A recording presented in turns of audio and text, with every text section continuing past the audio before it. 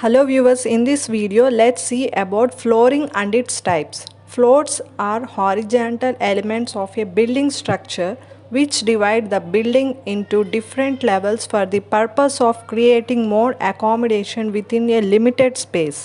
Next, types of flooring. First one is mud flooring. This can be used in olden days. The floor bed should be well prepared and a 250 mm thick layer of selected moist earth is evenly spread and is rammed well so as to get a consolidated thickness of 150 mm. No water is used during ramming. In order to prevent formation of cracks after drying, chopped straw is in small quantity is mixed with the moist earth before ramming.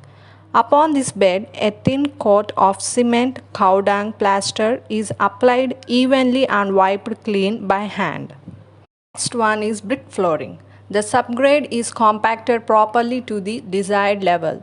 10 to 15 centimeters layer of lean cement concrete or lime concrete is laid over the prepared subgrade.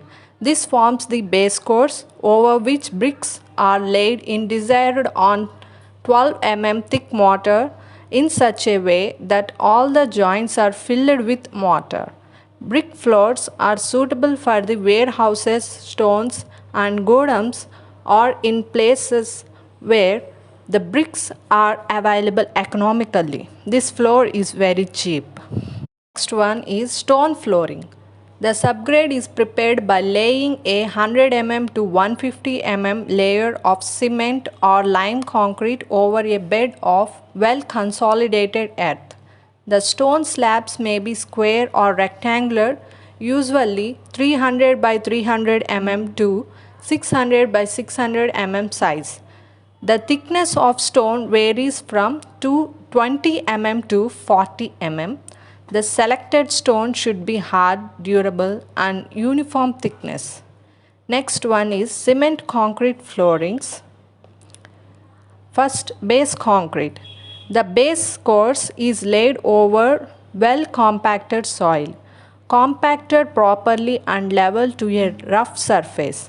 The base course consists of 7.5 centimeters to 10 centimeters thick cement concrete. The top surface of the concrete base is roughly finished to develop a good bond between the base and topping. Here, wearing course or wearing surface. After the base has hardened, its surface is brushed with stiff broom and cleaned thoroughly. The entire surface is divided into square of rectangular not exceeding 2.5 centimeters in length. Cement concrete is 25 mm to 40 mm is then laid in alternative panels. The top surface is beaten and made in a uniform line and level and smoothened by trolling.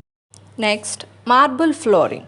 The floor is laid over the prepared subgrade which is cleaned, wet and mopped properly.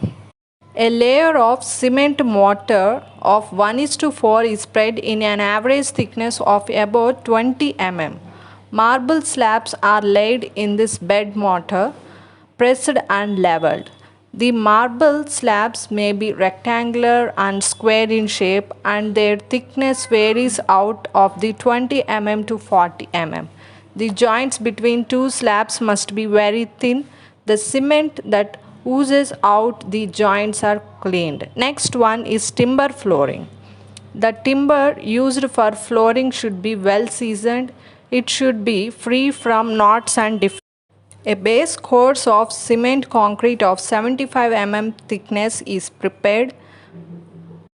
Wooden fillet strips of size 20 mm by 40 mm are embedded in concrete to a depth about 12 mm along the short span, hence they project above the level of the base course. On these fillets, timber flooring planks of 25 mm thickness are laid.